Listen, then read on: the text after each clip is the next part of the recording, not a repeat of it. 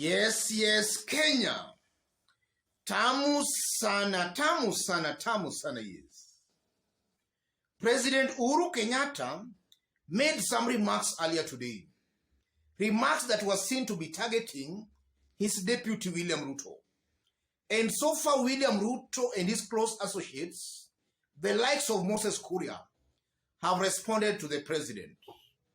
So in this video, I want us to listen to the president, and then we have a look at a tweet from Moses Kuria, rather by Moses Kuria. For these are just going to form the basis of our analysis and discussion right now. Listen to this. Huyu Munya miaka 3 amekuja amebadilisha mambo huko katika agriculture, amebadilisha. Hawa walikuwa huko miaka 8, walifanya nini? Kituambia watu hawajui vile wanasema. Hawa ndio hawaelewi. Wanafikiria ukienda huko ati ukiona mtu hapo akaona shida, mimi nitatatua hiyo. Kwa nini huku tatua huko mbele? Mwache kuniletea bana. President Uhuru Kenyatta is clearly attacking his deputy William Ruto. And that is so because William Ruto, in fact, he has been in government for about 10 years now. And some of the things William Ruto has been promising to Kenyans, if he had the goodwill, I know he could have actually implemented them for the about 10 years he has been in government. But William Ruto has never implemented anything. He goes on promising that if he's elected the president, he will do this, he will do that, and all those kinds of promises. And so far, Moses Kuria, taking to his social media accounts, has responded to the president. Let's have a look at Moses Kuria's response. Moses Kuria: how did you expect him to perform when your family and cronies stood in the way of every effort to solve hustlers' problems? That's Moses Kuria's response to William Ruto. Not to William Ruto, to Uhuru Kenyatta. And if you look at Moses Kuria from this post is actually admitting that William Ruto has never been able to deliver, and he has not been able to deliver because of the president's family who are maybe blocking William Ruto from delivering. That's what I'm making of this post by Moses Kuria. Where does the truth lie in this post by Kuria? Kuria is actually lying in broad daylight and is just playing the usual tanga politics. They'll never accept any responsibility. They always find excuses to blame others. In fact, they've been blaming Raila Odinga and the handshake as a reason why maybe this Ruto government failed. And now they are now blaming the president's family. This is a team that will stop at nothing to find an excuse to blame others.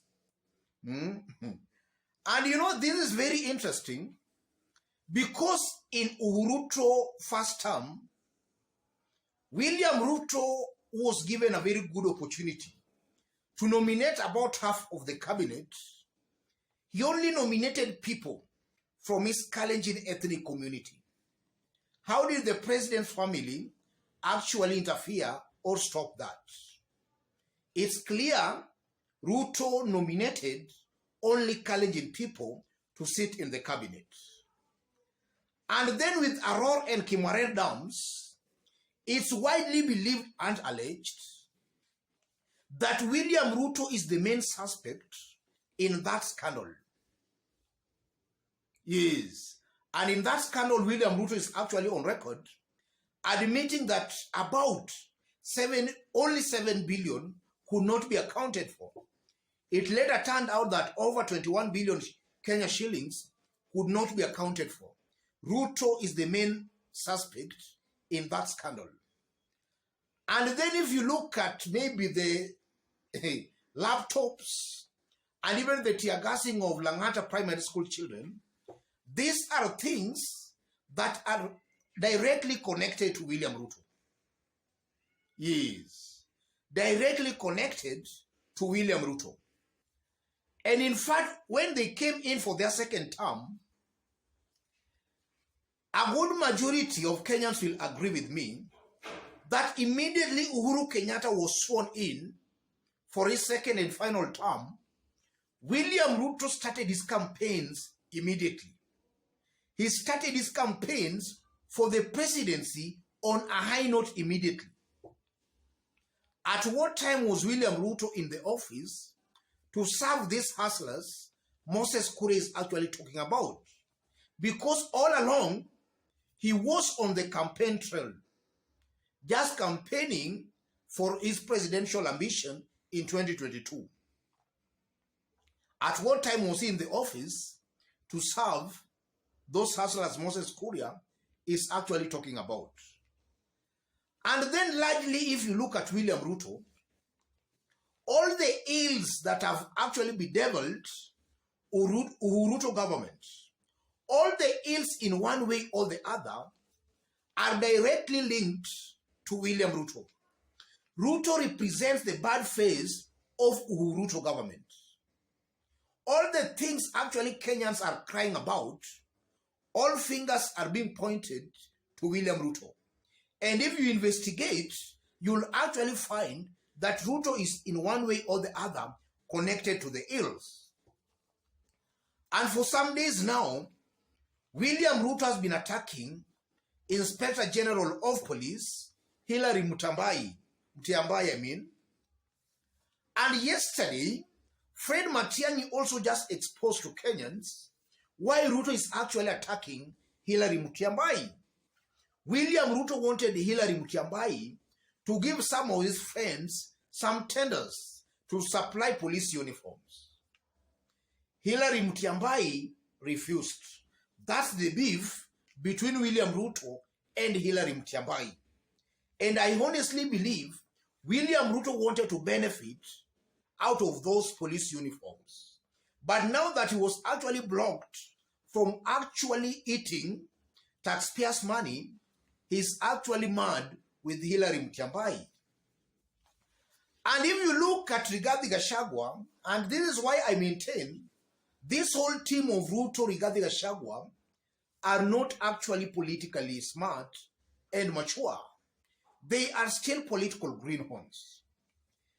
Rigathi Gachagua is on record stating clearly that should they form government, then they are actually going to change the police uniforms. It's not just about changing the police uniforms. Ruto and his team, they want to give that tender of police uniforms to their close associates, to their business associates, for them maybe to get some kickbacks from all that tender. And these are people who are just exposing their political naivety in broad daylight. That changing of police uniform they've been talking about is just corruption. They want to make some good money as a result of kickbacks from that police tender.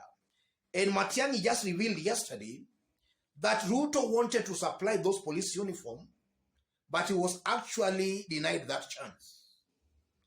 And the same Rigathi Gachagua some times back actually was also on record telling Kenyans to only elect UDA leaders because it's only those UDA leaders he will be giving police recruitment letters, after which they'll give to their supporters. So you can see this is a completely confused team. This is a team that they don't know on maybe how to conceal some of maybe their secrets, or rather how to maybe, they don't know how to put up, or rather to put forward their issues.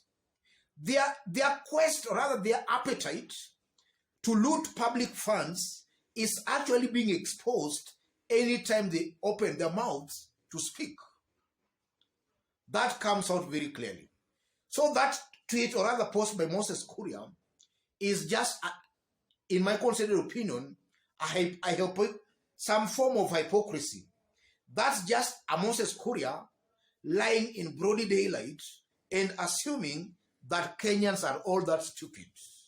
Otherwise, ladies and gentlemen, let me leave it there for now. In case you've bumped here for the very first time, kindly subscribe, give this video a like. And to our fans, our subscribers here, I'm very much humbled, very grateful for the kind of support you are giving me here. God bless you. God bless Kenya.